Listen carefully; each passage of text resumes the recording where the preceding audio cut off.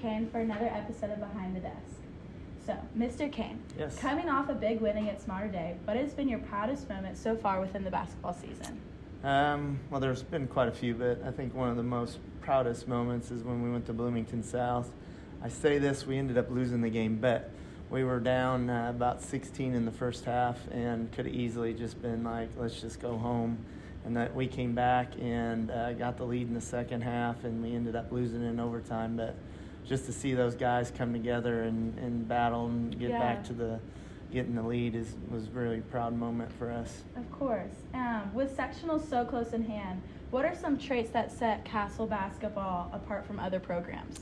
You know, that's kind of hard because I don't really know exactly how all the other programs operate, but just looking from afar, I would say that one of the things that we have here that maybe they don't is just the whole community is all about Castle. Right. And we're just one unit, and everybody's backing us in every sport, and it's just cool to see how big of a school we are.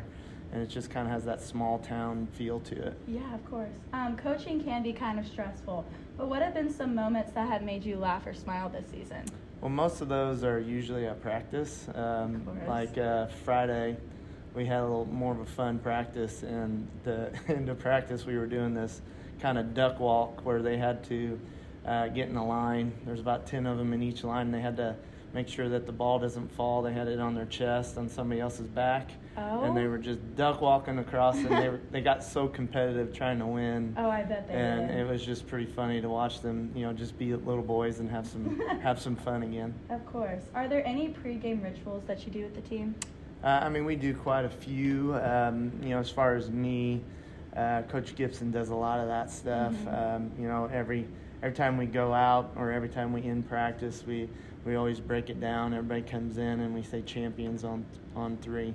And it's kind of more of a thing that, yes, we want to be champions on the court, but it's mostly champions off the court is what we're referring to there. Of course. Do any of these rituals transfer over to the golf team? I wouldn't say maybe the rituals, but the team aspect of it, definitely. I take some from the basketball court and bring it to the team size at golf, because golf is such an individual sport that when we have a team, it's kind of hard because just they're always thinking about what can I do, and we try to bring some of that basketball team aspect over to golf to try to become all one unit, right? Which makes it a lot more fun when you're playing golf rather than by yourself.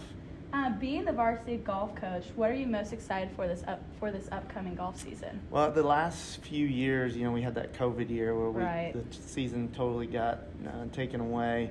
We had a lot of seniors that year that ended up graduating the year before that. And, this is kind of like the first year that I have quite a few guys that I had last year. Yeah. Where we had a lot of new faces that came and then they're already gone within a year. Right. And so we'll have most of our guys back and a couple new faces that we're excited about. Yeah. And we're just looking forward to hopefully getting some warm weather here soon. So a lot of returning players. Yes, and that's very exciting. What does a daily golf practice look like?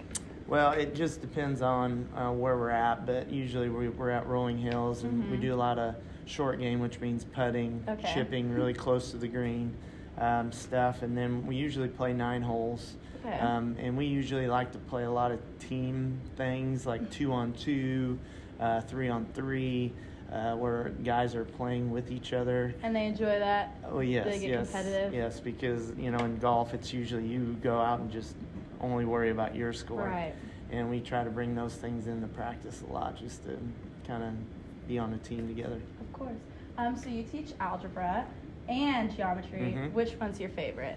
Well, it's kind of hard. This is weird because I hated geometry when I was in high school, to be honest. It was probably the worst math class. I did pretty good at it, but it was just, it's a different class. But when I started teaching it, just a couple years ago, maybe a little bit more than that, I've come to enjoy it a little bit more. And since I teach a lot of it, I would say geometry. Geometry over algebra? What are 3 essentials that you have to have in your classroom at all times? First and foremost, if you've had me, you know that I have tons of respect for my students. Of course.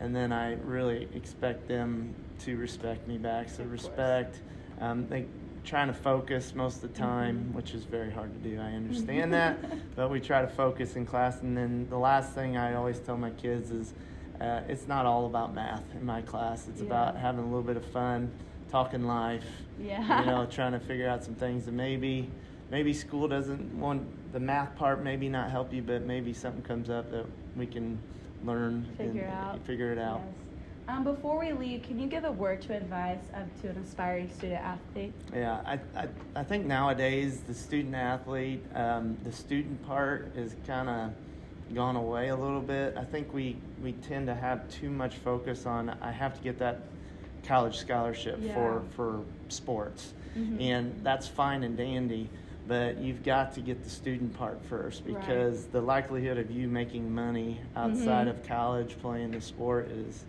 not very good.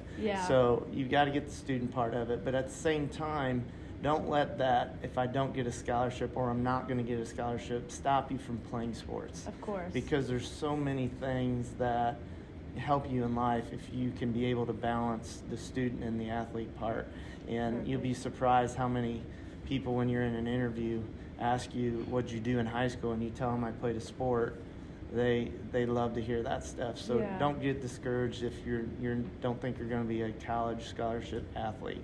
Because there's other benefits to playing. Of course. Thank you so much for your time, Mr. Kain. Yeah, thank you.